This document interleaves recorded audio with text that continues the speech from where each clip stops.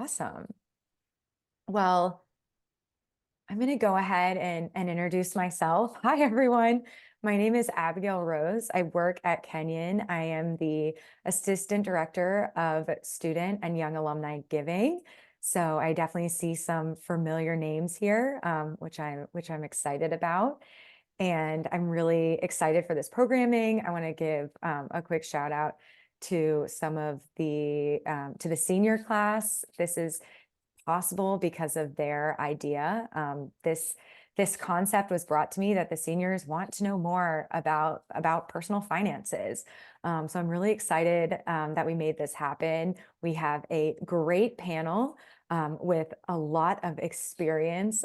So I am going to just briefly share some introductions, and then we'll go over some questions, and then save time at the end for your questions. So I'm going to encourage everyone, if you have questions that pop up, just write them down, somewhere else. And then at the end, we're definitely going to save time to go over everything. So to get started, like I said, I'm going to introduce our panelists. So I'll have you wave as I introduced you, but it's kind of the only people with their cameras on. So to kick things off, I'm going to introduce Rubin Miller. Rubin graduated from Kenyon College in 2006 and received an MBA in finance from the University of Southern California. He is the founder and chief investment officer of Peltoma Capital Partners. He has nearly 20 years of investment experience, starting as a commodities and fixed income trader at the Chicago Board of Trade, then as a regional director at Dimensional Fund Advisors. Currently, he is founder and chief investment officer at Peltoma Capital Partners. In addition to being a Forbes contributor, he is the acclaimed writer of the Fortunes and Frictions blog, which has readers in over 125 countries. He and his family currently live in Austin, Texas, and he is a CFA charter holder. Next, I'm going to Thanks, introduce. Abigail. Yeah. Hey, everybody. Excited to be here. Great. Awesome. Well, next I'm going to introduce Rachael. Rachael is partner and senior financial advisor at Peltoma Capital Partners. Rachael is Rubin's business partner and joins the panel as a friend to the college. Rachael graduated magna cum laude from the University of Texas at Austin, earning a BS in finance. Before finding her niche at Peltoma, Rachael honed her investment expertise as a regional director at Dimensional Fund Advisors. In that role, she consulted to many of the nation's leading financial advisory firms on the latest research on asset allocation and evidence-based investing principles. With over a decade of financial experience, Rachael is passionate about leveraging financial planning to help people reclaim life's most valuable asset, time, and using it to construct lives of meaning, happiness, and fulfillment. She lives in Austin, Texas with her family. Next, I'm welcoming. Good to be here. Oh, thank you. Sorry, I keep running through these. Okay. Next, I'm welcoming Alistair Flynn. Alistair graduated from Kenyon in 2014 and majored in economics and Spanish studies. Alistair is a member of the Carlson Group, a wealth management team at Merrill Lynch. He primarily works with business owners, founders, and executives with a strategic focus on exit strategies and liquidity events. His goal is to deliver excellence in wealth planning, tax-aware investment management, and custom credit strategies through Bank of America. Alistair was named Forbes Best in State Next Generation Wealth Advisors in 2019. He lives with his family in St. Petersburg, Florida, and he stays active running half marathons, playing soccer, golf, and beach volleyball. Awesome. And finally, I want to welcome Peter Nolan. Peter graduated cum laude from Kenyon in 2011. He majored in economics and played on the soccer team with accolades including All-American, Academic All-American, Conference Player of the Year, and team captain. He was also the captain of the squash team. Peter earned his MBA from Harvard Business School with the honor of Baker Scholar, meaning he graduated in the top 5% of his class. Peter has a range of experience at companies such as BlackRock, Vanguard, Nike, and JP Morgan. He currently works at Pontera as Vice President of Enterprise and Sales Partnerships. Awesome. Okay. Well, that was a lot of me talking. So let's just kick things off. So I think we'll get started with just the beginning. So let's talk about a framework for personal finance. So I think that I think I'm going to turn this over to Peter to get us started, and then we'll just start going through our many questions. Great. So first off, Abigail and Emily, thank you so much for hosting this. I think it's super valuable, and it's something I wish I had when I was graduating Kenyon. And then for all of you on the line, thank you for joining. If you're comfortable with it, come off of like mute and come on camera and join us. Feel free to. We'd love to see your beautiful faces. No pressure, but it would be great. I think I'm just going to tee us up by talking about like what financial literacy is. I think there are a lot of terms that get thrown around. I didn't know what any of them meant when I was graduating from Kenyon, so I'm going to assume that you don't know what any of them mean either. Then again, you're probably much smarter than I was. So I think money does a couple things for you, and it's there to solve problems. And Rachel mentioned one of the problems that we all try to solve is to get more time. And some people have things they want to buy and things they want to do, and that's effectively what money's for. So I think that's the frame of reference we'll take here. The question then becomes, what do you do with money? So one, you make money, that's income. Two, you determine how you handle cash. So you can save it or you can spend it. Three, you protect yourself, that's insurance. We're going to spend very little time on that because it's not so relevant to folks that are young like you. Four, you can invest money. That's when you have so much money that you don't even need it in your savings account. You can put it to work for you so that it grows over time and accomplishes your goals. And then finally, you can borrow money.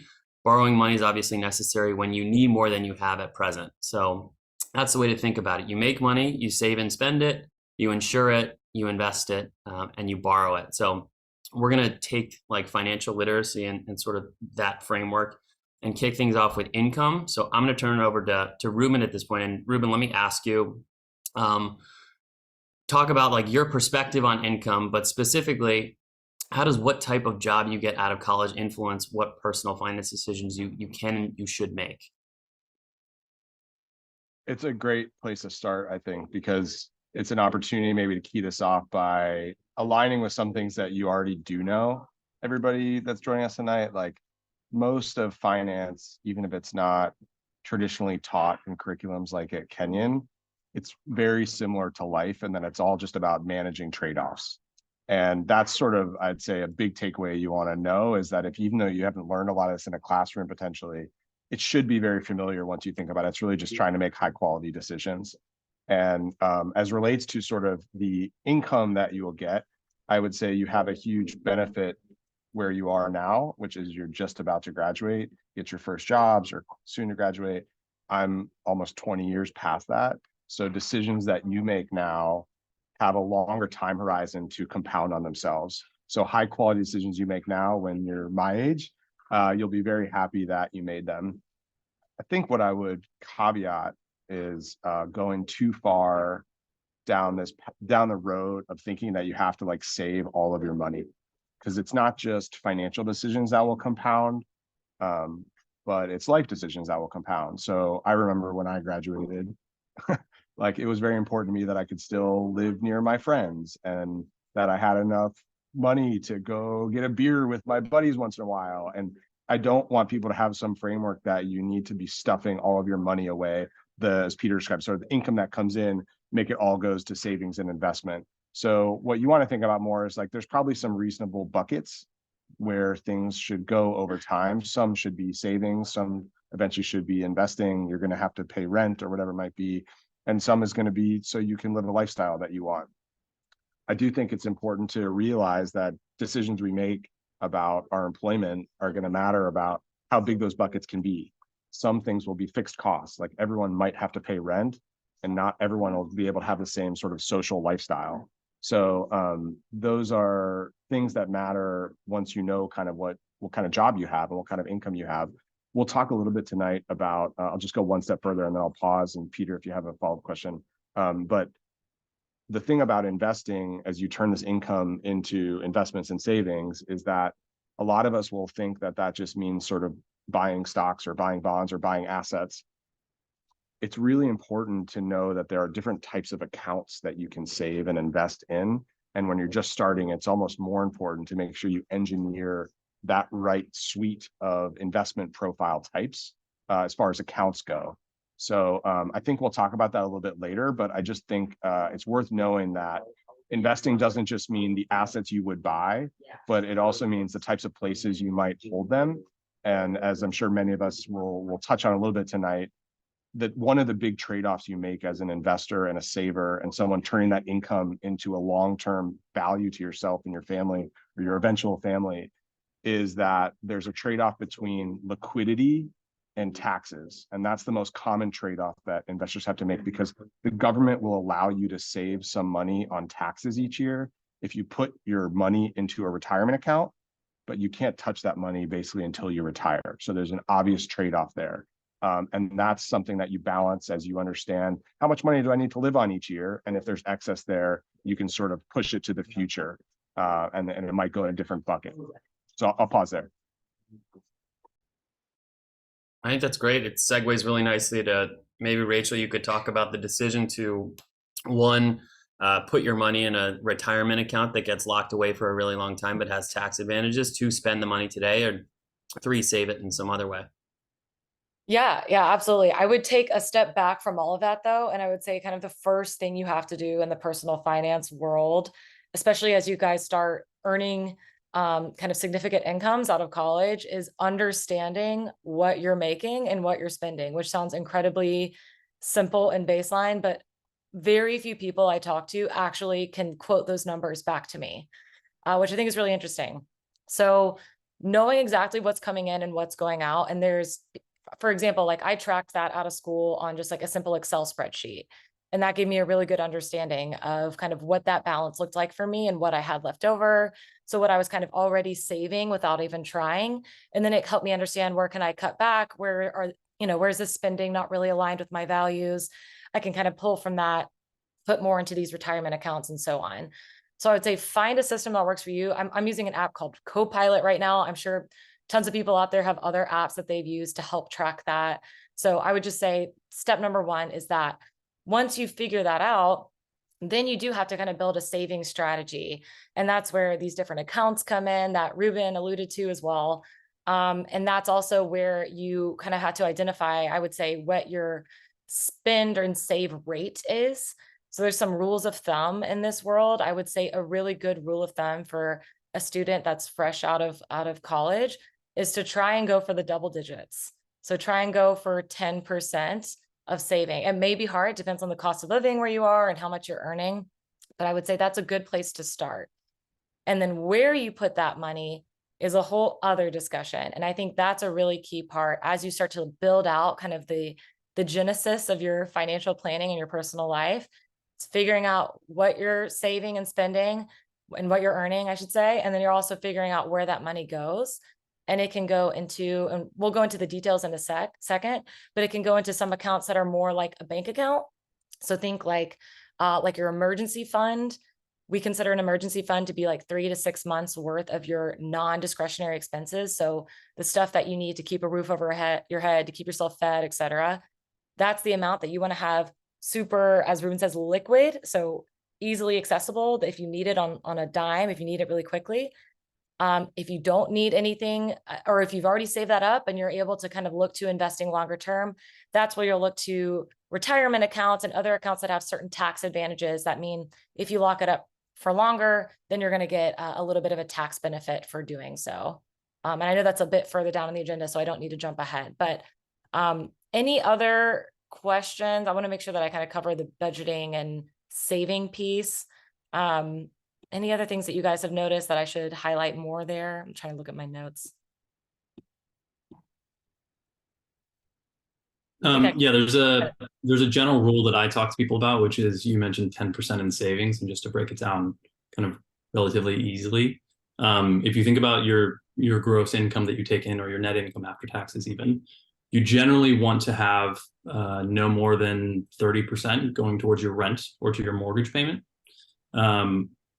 generally you want to try and save about 20% of your income if you can. And these are just very simple rules. And that means you have about 50% left over for discretionary spending. And based on your personality, based on your job, based on your priorities, you can kind of change that dial however you want. But generally, those are pretty basic rules. And I know we touched on kind of the 10% can go into a retirement account, 10% can go into a savings account. But those are pretty basic rules when you get out of college. They're just pretty easy to write down, pretty easy to move forward with. So if you're looking at, I've got a job and I'm going to make X salary per year, 30% of that, no more. What's that number? And let me look for apartments within that rental range, or let me look for roommates that can help me split rent that will keep that within my budgetary confines. So just want to add that. Good point. And then maybe I will just jump ahead and kind of talk about the different accounts. And then Alistair, I can hand it back to you and we can chat about kind of the different types of investments that would go within those accounts. If that sounds good. So I talked about the kind of bank account. So when I mentioned that, really what I'm often talking about isn't checking and savings, which you guys are probably familiar with. There's this other kind of account that functions very similarly to that, which is what often people refer to as just a taxable brokerage account. And that's an account where you don't get any governmental tax benefits from using it. It's kind of a lot like a bank account, with the clarification that you can invest in different types of securities and investments within that you wouldn't be able to do in kind of your standard checking and savings, which is just cash. So that is one account that I think makes a lot of sense for people if you're trying to build up investments that you want to be able to access, whether it's a year from now, whether it's 10 years from now, basically any point before retirement, which in many cases, when you look to what the government defines as retirement, tends to be the very specific age of 59 and a half. So that is what the government considers to be retirement. Now, there's these other accounts, these retirement accounts that you have probably heard of as well. There's a 401k, which is an employer-sponsored retirement account. So if you were signing an offer letter from an employer, you might notice a 401k listed in as one of the employee benefits. You may also notice, or have heard of, I should say, an IRA. An IRA is an individual retirement account. It's not employer sponsored, which means that anyone who earns income can open one up. So if you were, a lifeguard in high school, for example, technically you could have opened up your own IRA and contributed at least up to the amount that you've probably earned into that account. A couple of notes I would help distinguish between those two, and I know there's a lot of acronyms here. A 401k, mentioned employer sponsored. Oftentimes there's going to be an employer match with that. So they might match, for example, up to 4% of what you put in. That is something that you do not want to ignore. You want to at least capture the match if that's offered to you. It's basically as close as you're going to get to free money. So it's always like a baseline recommendation is to make sure you're capturing the full match and make sure that that money is going in reasonable investments. We can talk about the actual investments in a second. On the other side, and by the way, just so you know, you can invest up to about $23,000 in that account. For most people, that might not be easy to do right out of the gate, but that's what you can work up to per year. The other account, the IRA, anyone can open it up. It doesn't have to be offered by your employer. And that's just going to have limits on how much you can contribute. As you can contribute, for example, this year up to $7,000 a year. Now, both the 401k and the IRA, they're going to give you a tax deduction based on your contributions. So basically, if you contributed $20,000, that's basically going to take away from your income. The government's going to say, okay, you earned $100,000, but you contributed $20,000 to these investment accounts. So actually, we're going to pretend like you kind of just only earned $80,000. So that's what the tax deduction is. Then that money is going to grow over time. And then when you take it out, you're going to pay taxes on it in retirement. So you get an immediate tax benefit, but then you have to pay it in retirement. There's one other account that I haven't mentioned yet called a Roth IRA. And a Roth IRA is basically the inverse. So it's the same thing as an IRA in that anyone can open it up and that you're going to be able to contribute up to that $7,000 a year. But you're going to pay taxes on the way in, meaning you don't get any tax deduction right away. But the great thing about this account is that it's going to grow tax-free and come out tax-free. So if you use it right, you're never going to pay taxes again on it. It's really reasonable for people to consider all of these different types of accounts and all the different tax benefits that you may achieve, especially in the context of what your current tax bracket is and what you may think your future tax bracket might be in retirement. I will pause there. Anything my panelists want to add to that? I was just going to say, I'm not sure I knew anything about taxes when I graduated. So I was just going to give some context around what those might be, sort of in broad strokes. If you make, let's say you move to Texas and you make $50,000 a year, you're not going to pay that much taxes. Texas is a state that doesn't have a state tax, and $50,000 in the world of tax brackets is not going to come up against sort of prohibitive brackets. So you're going to have a low tax rate. It might be something like between 10 and 15%. Would my panelists agree that's a reasonable number? I'm just kind of going to pull up the actual one, actually. I can put it in the chat. If you move to California and you make a lot of money, no one's going to, out of college, going to go and make, $400,000 or anything. But let's say someday you do, just to give you an example, and you live in a state that has sort of a prohibitive tax structure. California and New York and Connecticut, those are all states that have a lot of taxes. You're going to pay a federal tax. The government's going to take their tax, just like Rachel and I live in Texas. We pay federal taxes. But then California, New York, Connecticut, and other states, including Ohio, they're going to also have a state tax, a state income tax. And in California, that could easily be above 10% on top of whatever you pay federally. We have clients who make a lot of money that live in California and New York, and their marginal tax bracket, meaning at that point, every dollar they make after, say, $500,000 or something. So kind of people that make a lot of money, they can pay upwards of over 50% in taxes. So it is a big range. The thing to know about taxes is it's never bad to make more money. So it's always a marginal tax rate, right? So even somebody that makes a ton of money, if they're in a high marginal tax bracket, they didn't start there. Their first, say, $50,000 of earnings and income is taxed the same as someone who only makes $50,000. So that's just kind of worth knowing about the tax structure. Is oftentimes people get worried that they're entering high tax brackets. It doesn't work that way. It's always a good thing. You can definitely, if you have the problem of making a lot of money someday, you can be very thoughtful about trying to reduce that. Not a topic for today, but just know that it's never a bad thing to try to make more money. And the more you make, the more you pay in taxes. Doesn't matter where you are.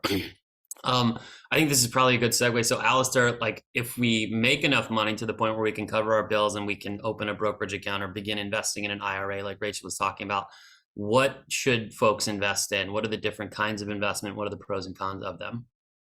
Yeah, well, I'm not going to say what they should invest in because I think Marilyn should be upset if I did that. But I can talk about what different types of investments there are out there. And it sounds like this is going to be the fun part of the conversation. It's probably going to be just as dry as the other parts. But I'll start at basics and then we'll kind of move up. So obviously we talked about emergency fund earlier that you definitely want to build up after college.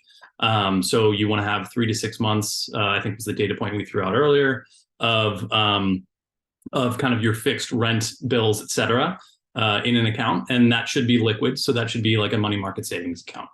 Once you get past that point and you start saving towards other goals, so maybe one's a house 3-4 years off in the future, you want to start with maybe your safer investment vehicle. And those are generally bonds. And there are different types of bonds that you can invest in. The simplest form being a bank CD, or when you have a brokerage account, you can buy brokered CDs. But ultimately what a bond is, no matter who you're buying it from or where you're investing in it, a bond is lending money to that institution that's asking for it. And so you are offering it, we'll use a round number of $100,000. You are buying a CD for $100,000. You are buying a treasury for $100,000. You are lending that money to that institution with the promise of generally fixed payments per year that they're going to pay you. So in this example of 100,000, it may be a 5% bond. So they agree to pay you 5% of 100,000 each year until that bond matures, at which time they pay you your money back. So 100,000 goes in, interest payments, and then 100,000 comes back. So it's not a great hedge against inflation, but it is a great safe place to put your money, depending on the quality of the bond that you're buying. A step up from that would be buying individual equities. When you're buying individual equities, you're not lending money to anybody. You are buying a share of that company's profit, right? Or stocks. Pardon? What's an equity? An equity is a stock. Thank you. Sorry. So you probably heard about the stock market. you can go out, and I'm sure you've seen on Robinhood, you can buy a share of Apple stock. You can buy equity in that company. And if they are more profitable or grow in the future, that can grow. Now, the caveat with stocks, unlike bonds, is they can go down to zero. They can go as high as possible, but they can also go down to zero. So there's risk involved. There's no insurance involved. But there is exponential growth potential because your 100,000 can turn into significantly more. So again, with a bond, you put in a fixed amount, you receive interest payments, you get that fixed amount back. With an equity, you can put in a fixed amount that can shrink during a time period, that can grow during a time period, but you're not going to get the fixed amount back at the end. Then oftentimes, especially out of college, or if you're investing in a 401k, buying stock in an individual company can be prohibitive. You really want to make sure that you build a diversified portfolio of companies. And that can be hard if you're only making $50,000 a year and saving $1,000 a month. And so there are other vehicles out there called either mutual funds or exchange traded funds that allow you for smaller dollar amounts to invest in those funds. Your funds get commingled with other investors' funds, and you're able to buy a diversified basket of companies. And that's called a mutual fund. Or in an exchange traded fund, you can buy a share of that on the open market, and your funds get commingled and you can own a basket of goods. So it allows you, with a smaller amount of money, to diversify your funds, lower your risk, and have a nice basket of stocks that hopefully can grow for you over time. Anybody want to add to that? I was going to say it's a great maybe time to tie it back to, I think something Rach said earlier, which is like, all of this is going to depend on the goals of what you're trying to accomplish with your money, right? So if your goal is, I want an emergency fund, it's probably obvious based on Alistair's comments about stocks that they can go to zero, that emergency funds probably shouldn't be invested in stocks. And it's probably more that they should be invested in something more conservative like bonds or whatever it might be. But it does matter, sort of your goals should inform your overall portfolio. And that's why it's helpful to sort of have some idea of what you're trying to accomplish before you just start, right? Like if you're going to go chop down a tree, you spend the first few hours sharpening the axe. Don't just go open a Robinhood account and start buying stocks in it. If you can do that, and I'm not even saying you'll have a bad outcome, you can have a very good outcome. But if you don't know what you're trying to accomplish, it can get very frustrating along the way if you hit some speed bumps. And long-term investing, inevitably, if you start buying stocks or mutual funds or ETFs, things that have risk, even great investors are always going to run into difficult times. It's always going to be helpful to sort of have a light post and know what you're trying to accomplish so you can manage those a little bit better.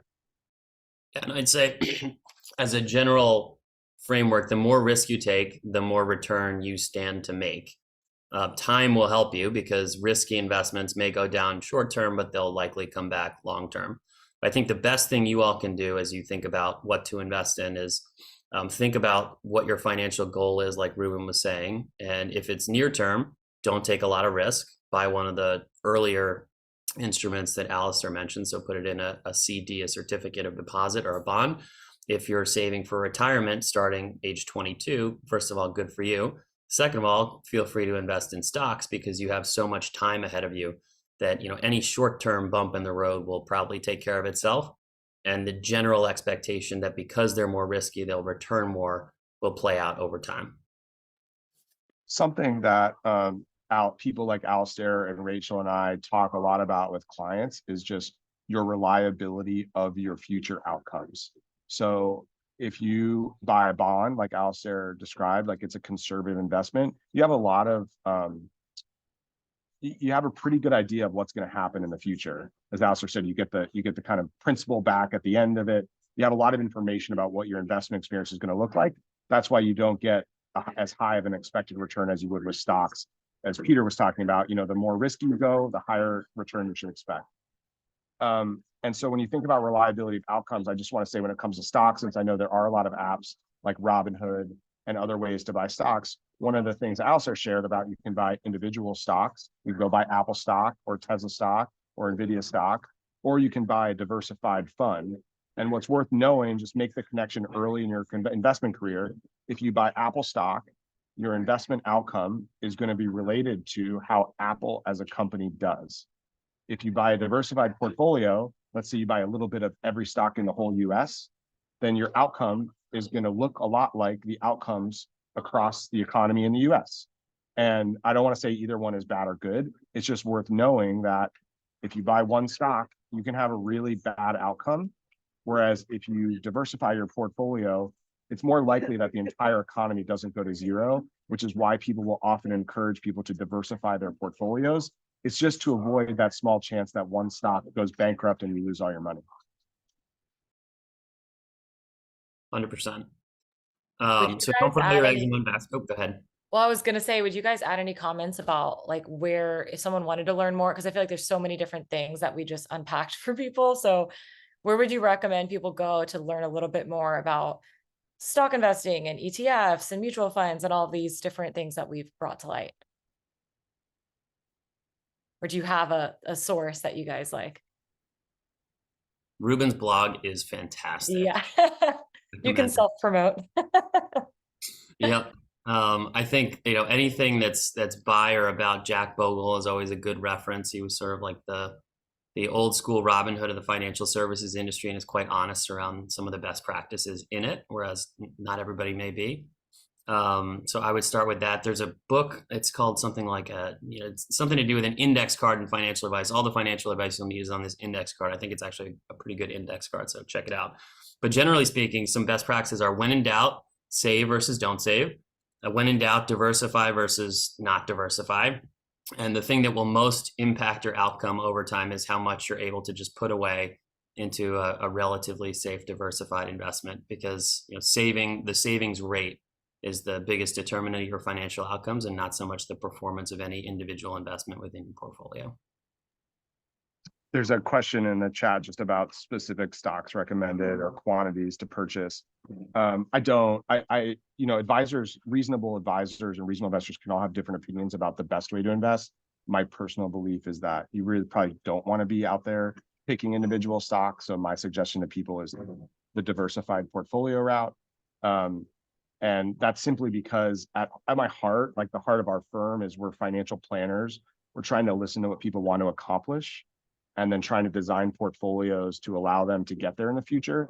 And as I described, if you let your outcomes be driven by the broader economy, there's a lot more reliability around that over time. If I put all my money or a large amount of money, just a handful of stocks, it's not to say you're going to have a bad outcome. You could have a really, really good outcome, make millions and millions of dollars. The trade-off of having that sort of high torque exposure, you could also lose a lot of money. And for people who are trying to get people to realize the outcomes they want, more reliability is helpful. And so I try not to concentrate in any individual stocks. And let me just make one more comment about that. Not that picking any stocks is bad, but I think a common misconception about stocks is that you can just go find good companies and that they'll make good investments. And it's always worth remembering that it's very easy to choose good companies. You can just go find them. Amazon, Apple, Google, Microsoft, they're all great companies. Stocks have prices.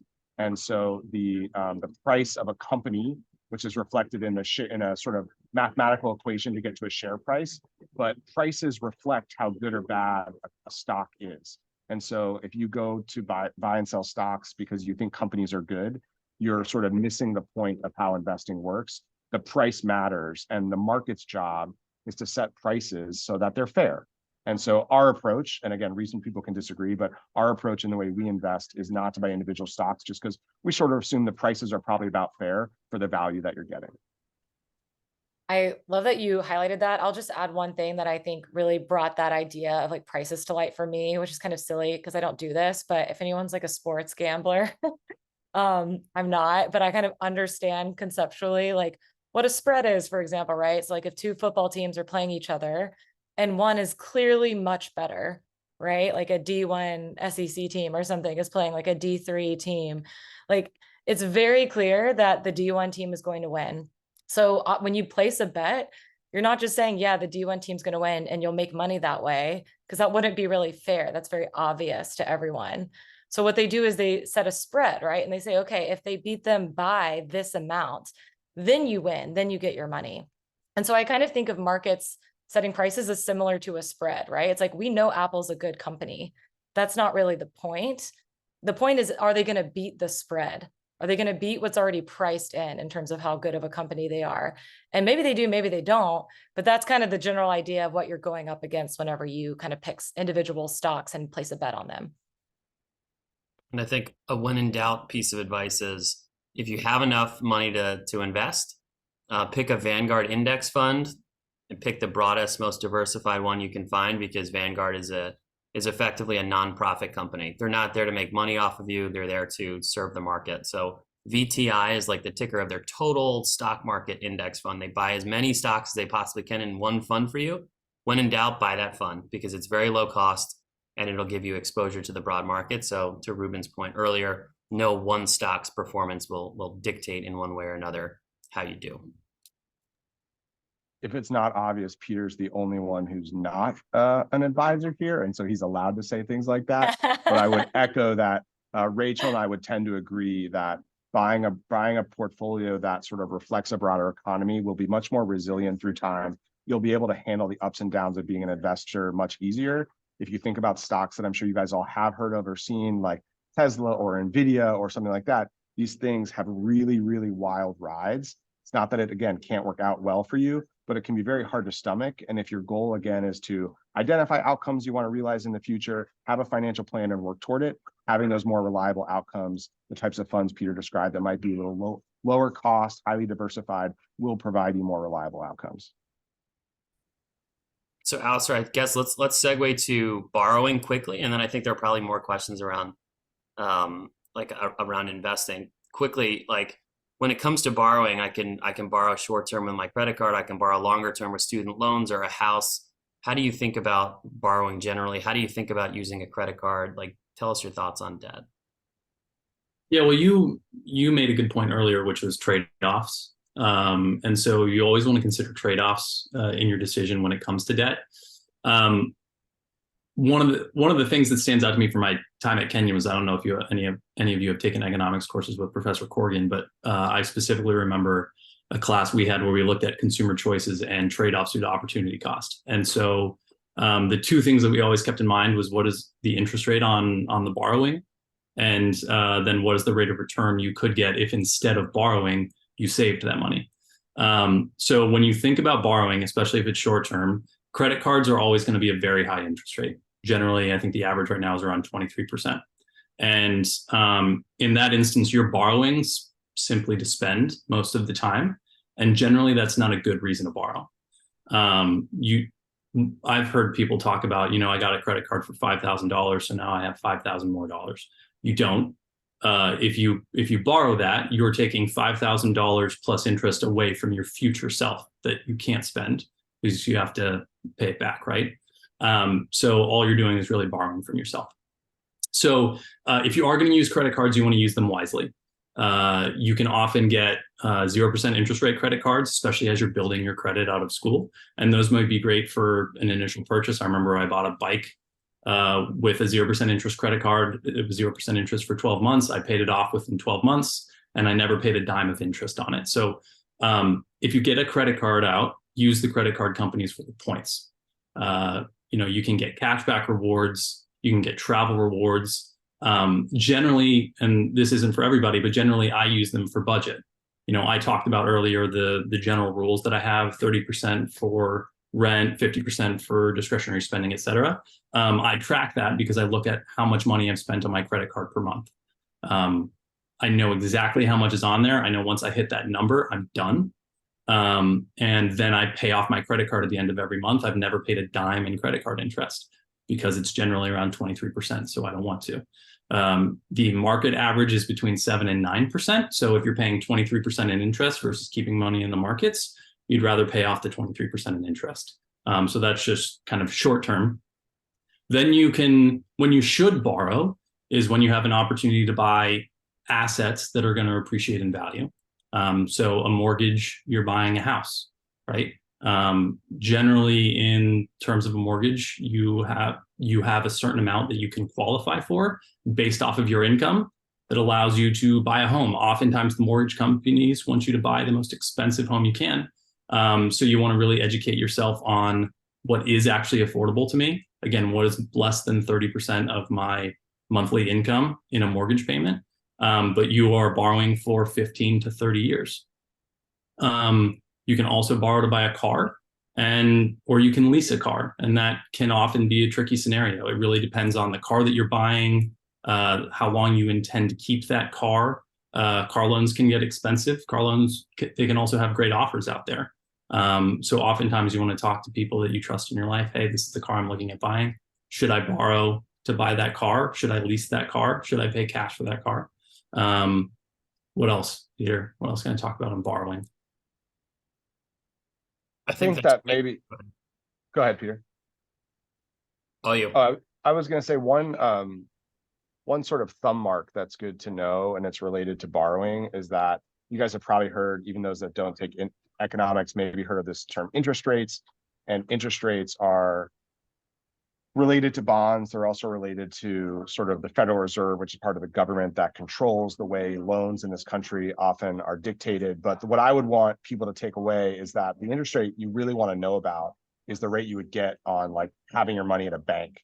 And having your money at a bank tends, if you keep it at like Chase or Bank of America, or what is it? What's the one in Gambier where I used to have my money? Citizen, is it Citizens or Community? People's Bank of Gambier, I think it was. People's Bank of Gambier on Wigan Street. Those are not going to pay you a lot of interest. And so what you want to know is that there is a risk-free return that everyone is able to get. It's very close to what you would get in a high yield savings account. And those tend to be between around 4% right now. So that's closer, obviously, it's better than 0%. But the true risk-free rate is actually is a bond, like Alistair was describing, is a short-term bond between the government. And the government offers those and you can buy them. And that rate is about 5.5% right now. It changes through time. But that means if the risk-free rate, that means you're going to get 5.5%. If it's 5.5%, which it is now, you would never invest in anything else without expecting to get more than 5.5%, right? You're not going to take risk if you don't expect to get more than 5.5%, if you can get risk-free return for 5.5%. And that's sort of the thumb mark. So when Alistair was talking about bonds, those tend to yield, like a bond with a company, like a Coca-Cola bond, that's going to probably yield a little bit more than the risk-free rate because there's a little bit of risk. And then stocks, as Alistair said earlier, they don't guarantee you anything, but they're going to have a higher expected return than 5.5%. Otherwise, no one would ever buy them. I'll add just on the topic of borrowing. It's kind of outside the scope, I think, of what we're talking about explicitly. But I will say one, like, if you could even call it like a hack that was really useful to me, I would say in my early 20s, whenever I was traveling a lot and there was like bachelorette parties and like these things in my life when I didn't make a lot of money and it felt like expensive things, was really leveraging credit card points, which I'm sure people have heard of this. There's a whole like sub industry of people that focus on that. But I will say, like, I think when I hit 21, I never really used my debit card again for simple purchases in order to earn points and really leverage that to help me either earn cash back or travel for free in certain cases. The caveat being that you can only really do that if you know that you're disciplined enough to never carry a balance and always pay off that credit card. So it can be a slippery slope if you're not sure that you can kind of keep that, treat it like a debit card, basically. But I would say that is another kind of useful avenue for leveraging credit cards.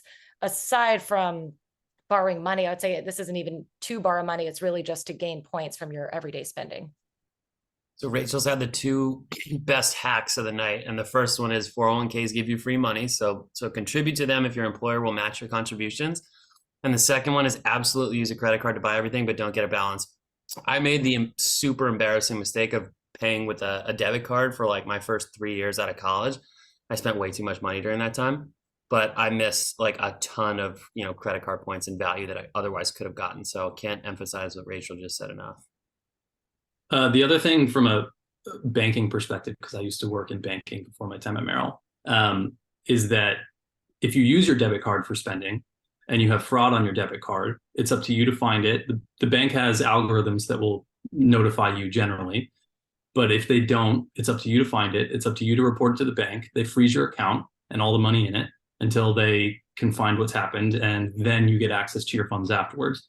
So it's also good to do your spending on a credit card because that's their money. If they freeze your credit card, they issue you a new one. You still have access to the funds in your checking account. They go after the fraud. It's fraud against them, not fraud against you. and you're fine. But if it's on your debit card, that's your money that's been taken. It's going to take 60 to 90 days to get it back to you for whatever reason. Or maybe you have bill pay set up out of that account and it gets frozen, and all of a sudden, your rent payment doesn't go out, or all those things. So it's also generally safe to spend that money on a credit card, again, as long as you're not going to be keeping a balance at the end of the month. If there's fraud for whatever reason, that's the bank's money. They identify it, they go after it themselves, and you're completely fine, and your money stays in your bank account, no issues. And so I Just think we caveat. have like a couple of minutes left. And before I ask the rest of the panelists about cryptocurrency, I want to see if anybody in the audience has questions. Anything that is top of mind for you all that we can talk about to be helpful? Can you talk a little bit about ESG? Yes, we can. Rubin can.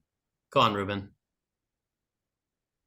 Sure. So I think broadly stated, so ESG stands for environmental, social, and governance. And it relates to basically, think about the portfolio Peter described earlier, where you buy a fund that buys you a little bit of every stock in the whole US.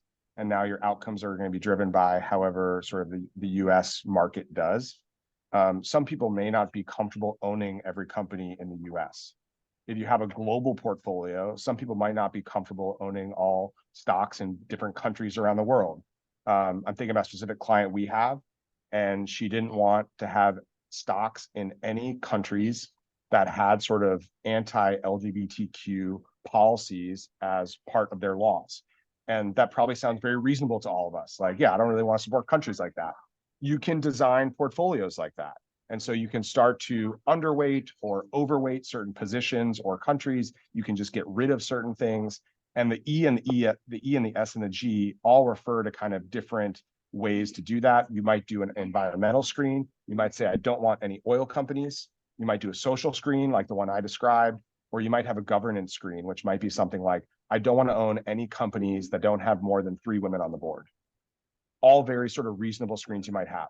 The tie that we would make, again, as fun as it is to help people instill their personal philosophies into their portfolio, it's something that Rachel and I at Altoma do. I'm sure Alistair does it as well. You have to remember that, like, what is our goal here?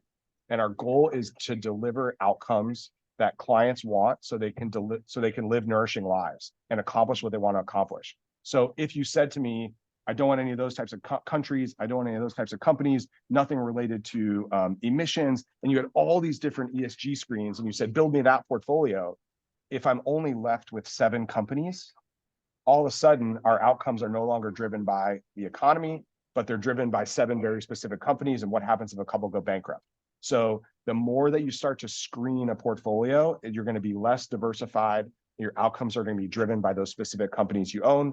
The broader portfolio you own, it may not be companies you're all very excited about their policies or how they run their business and practice, but you will have a more diversified and probably smoother ride as an investor. Great answer. What else can we answer for you all? I think somebody had a question on financial planners for recent grads. I listed a couple. These are called robo-advisors. They're automated financial advisors, but they now have people you can call and ask questions to. You can start with as little as you'd like, so I would recommend starting there. What else is top of mind for folks? Let's get a couple questions in the comments. And then as we're waiting, Alistair, what are our thoughts on Bitcoin, man? I can't invest in it at all through my company, nor can I advise on it through Merrill. So I don't have much of an opinion on it, other than clearly in some way it's a store of value, even if I don't believe that it is. Enough people want it and there's enough demand for it that it can be a store of value. It's going to be a volatile ride. So I would say take the amount of money that you're willing to put her on the toilet seat and press flush. And if you want to do it, you can do that. But otherwise, I wouldn't put your retirement fund into Bitcoin or crypto. But it's still developing, so we'll see what happens. I like the toilet seat comment.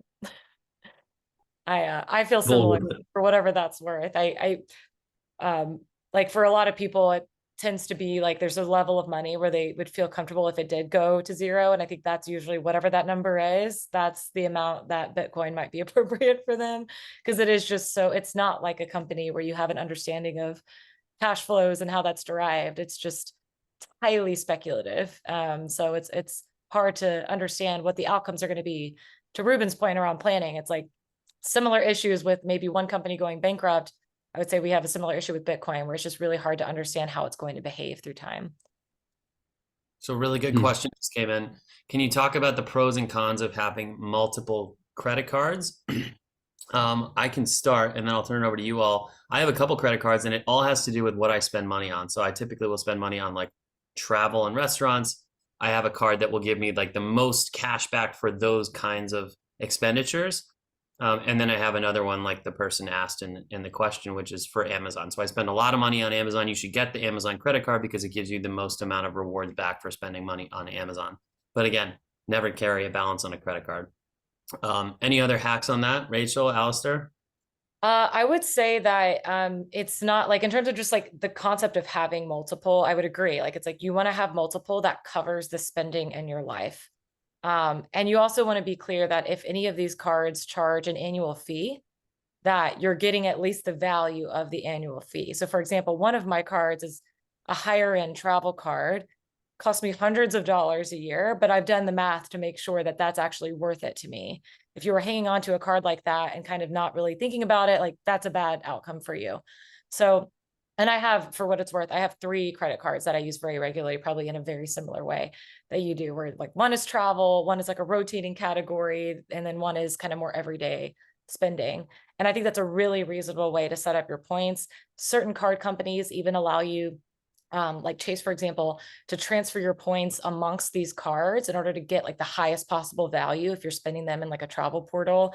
There's a whole different world to that, but I would say there's nothing wrong with having multiple credit cards. Just make sure that you're not paying annual fees that you're not getting value from.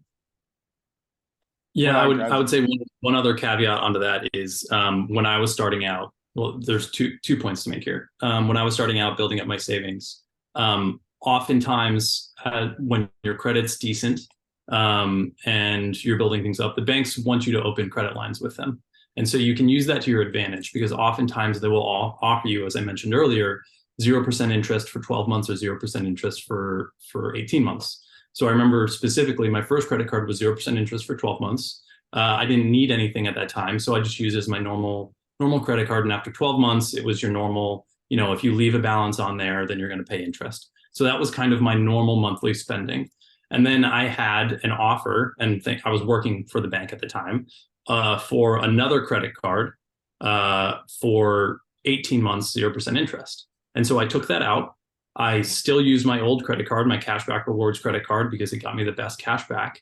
But in case of emergencies, I had a 0% interest credit card for 18 months, which means if I had a larger than expected purchase while I was still building my savings, if I had an emergency room trip, I knew I could put it on there and keep a balance on there. And I knew how much time I needed to pay it off without ever incurring interest. So in the I talked about earlier, I made a large purchase at the time. It was a large purchase for me, of a bike. And so I had 12 months to pay off my bike purchase. But it's there for you. Again, I may not have my emergency savings yet, but I can. So that's a nice way to use it. I have 2 cards. I have my spending card and I have my emergency purchase card while I'm still building my savings. The other thing that's important to note is, we talk about you should do your spending on credit cards, and we talked about why it's safe. You also want to, over time, build a credit score. And so credit cards help you with that. Credit cards are revolving lines of credit. And the reason they're important is because if you ever want to buy a house and take out a mortgage, if you want to buy a car, they're going to look at your credit score. And specifically, they want to look at, do you have a credit history? When you're buying a house, they want to see, especially a normal bank will want to see, do you have 2 existing revolving lines of credit that are over a year old?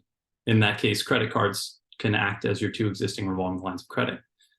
So I had my 2. I had my 0% interest card and I had my normal spending card. They also want to see, do you have what's called an installment loan? I call credit cards revolving because I can spend money on it, I can pay it off, and I can use it again, and I can pay it off. And so it's a revolving cycle of paying it off and then putting a balance on it. Installment loan is something like a car loan or a mortgage. So I borrow $10,000 to buy a car. I pay monthly payments to it over 3, 4, 5 years. And at the end of it, I've paid off that installment loan. I can't use it again. So it's done. I borrowed $10,000, I've paid $10,000 plus interest back. So when you're applying for a mortgage, they also want to see that you had one installment loan on there. So 2 lines of credit with history, revolving lines of credit, and 1 installment loan can help you apply for your mortgage. I only bring that up because I can do mortgages through my work, and I've helped people who are 10 years out of school.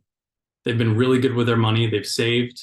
They bought their car with cash. They've got a lot of money in saving. They've got enough for a down payment, and they go to apply for a mortgage so they can buy their dream home, and they don't qualify because they never had a credit card. They never had an auto loan.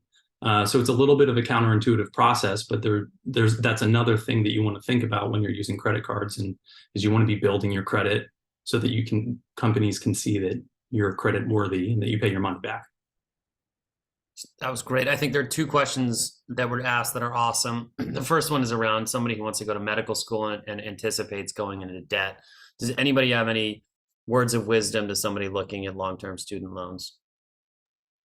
I think that just be aware that investing is not just investing financial capital. Going to medical school is investing in your human capital, which means like you're probably going to make a lot of money someday. Those loans are likely very reasonable to accept in your life right now, given what you're really investing in for the future. As far as specific loans, like the strategies usually come after you graduate. And to Alistair's comments earlier, there's a trade-off between like, how quickly do I want to pay them down? To my comments about sort of risk-free rates, you want to basically say, if I have a high interest rate loan, which would be meaningfully higher than what you could go invest in and make for free yourself.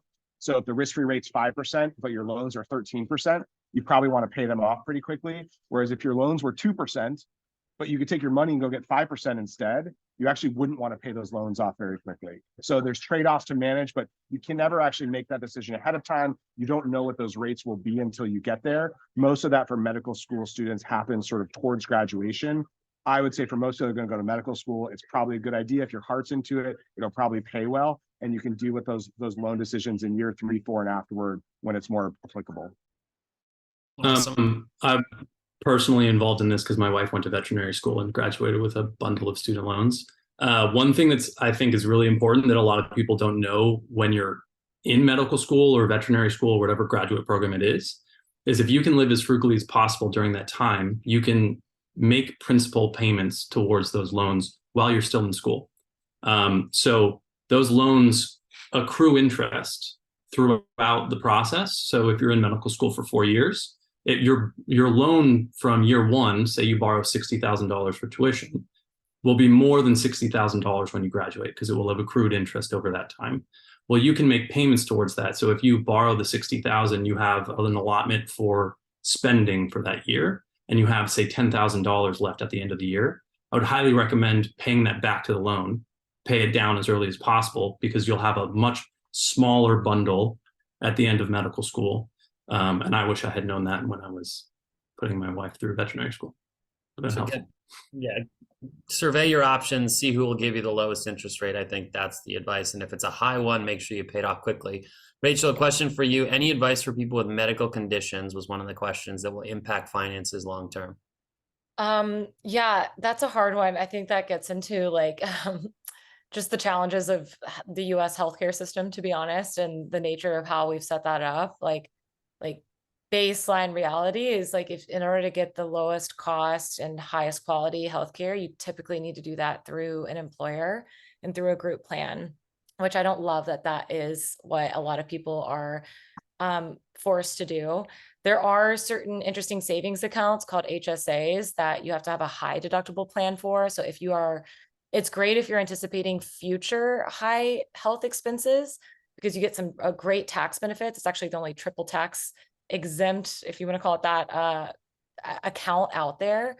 But the caveat is that you have to have a high deductible plan, which basically means you'll have to spend a lot of money in any given year now in order to have access to even be able to contribute to that kind of an account.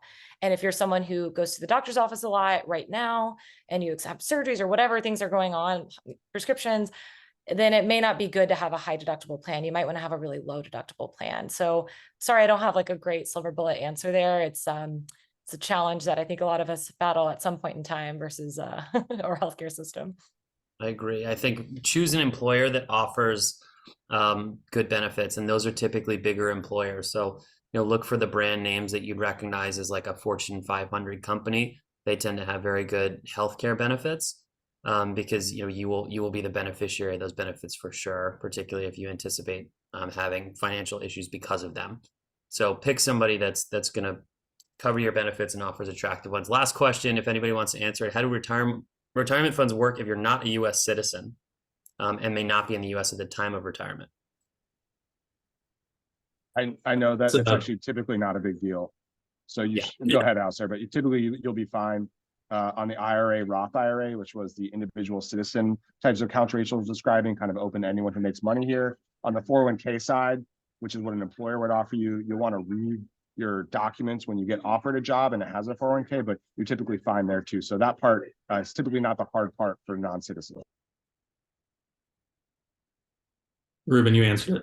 I'm good. Awesome. I think we're kind of at time, but if there are any other questions, Abigail's got all our contact info, or you can probably find the answer on Rubin's blog. I'm going to plug that again. And Abigail, thank you so much for setting this up. Yeah, thank you so much, everyone. I will definitely try to gather some of the materials you shared and share that with this group afterwards. Obviously, we've recorded this, so I'm going to share that broadly. And I just want to thank you all so much. I know I learned a lot, and I have not graduated from college recently. So I think this was fantastic. And thank you all for staying on just a couple minutes longer. So I hope everyone has a great night. And again, this was wonderful. Thank you.